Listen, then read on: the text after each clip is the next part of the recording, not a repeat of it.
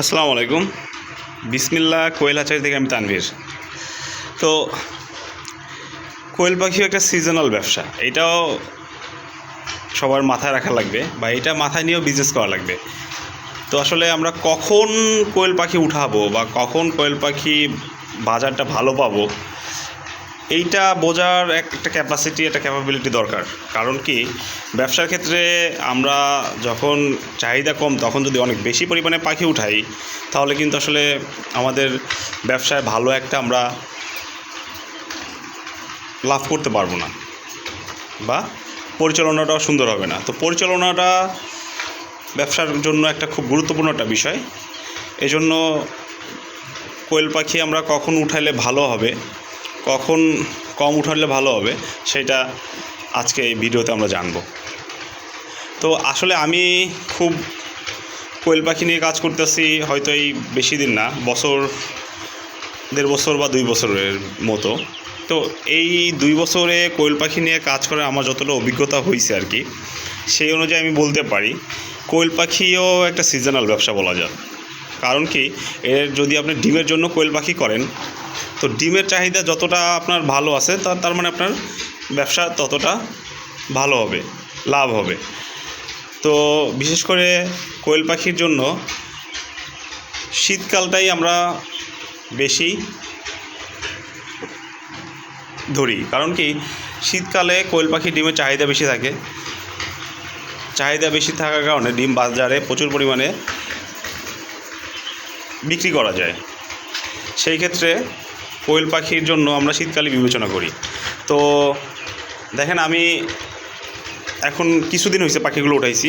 এখন যেহেতু শীতকাল অলরেডি চলে আইছে, অলরেডি আজকে এলো ডিসেম্বরের 7 তারিখ, সেই ক্ষেত্রে আমি খুব বেশি পাখি উঠাই নেই। কারণ কি, সামনে রোজা আছে, তারপরে গরম। তো সেই ক্ষেত্রে আমি মাত্র 200 পাখি উঠাইছি, যেটা আমার এলাকায় মানুষজন নিতে পারবে আর কি, এলাকার চাহিদা আমি পূরণ করতে পারবো। তো এই বিবেচনা করে আমি কম পাখি উঠাইছি। এখন এই সময় যদি কেউ 1000, 1500, 2000 পাখি উঠায় ফেলান, তাহলে কিন্তু সামনে ডিম সেল করা আপনার জন্য একটা চ্যালেঞ্জিং হয়ে যাবে। কারণ মানুষ যদি ডিম না কেনে, তাহলে আপনি ডিম কোথায় সেল করবেন? তো সেই ক্ষেত্রে আপনার অবশ্যই বুঝে শুনে পাখি উঠানো দরকার। এজন্য আমি পাখি উঠানোর একদম উত্তম সময় ধরি কোরবানির পরে 1-2 মাসের ভিতরে বা 1-2 মাস পরে হয়তো পাখি উঠানো, বেশি পরিমাণে পাখি উঠানো যায়। যেহেতু এখন ডিসেম্বর, আমিও পাখি উঠাইছি হয়তো নভেম্বরের 20 তারিখে, কিছুদিন হয়েছে, আমি সামনে বেশি দিন পাবো না। এই জন্য আর কি আমি পাখিগুলা কম উঠাইছি।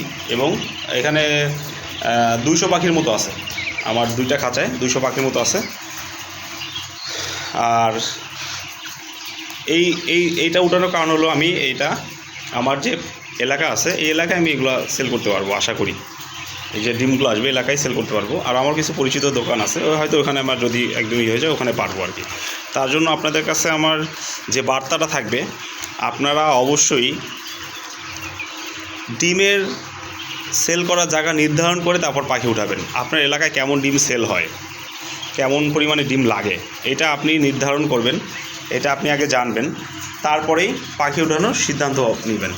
তো ধন্যবাদ।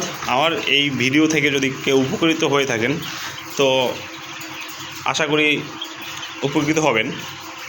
আমার জন্য দোয়া করবেন, আমারও আপনাদের জন্য দোয়া রইল, যাতে আপনারা সুস্থ সবল পাখি উঠাইতে পারেন এবং সুন্দরভাবে পরিচালনা করতে পারেন। আর যদি কারো জাপানি জাতের কোয়েল পাখি দরকার হয় বা ডিমের দরকার হয়, আপাতত ডিম দিতে পারবো না, জাপানি জাতের কোয়েল পাখি দরকার হয় কম পরিসরে, আমার সাথে যোগাযোগ করতে পারেন।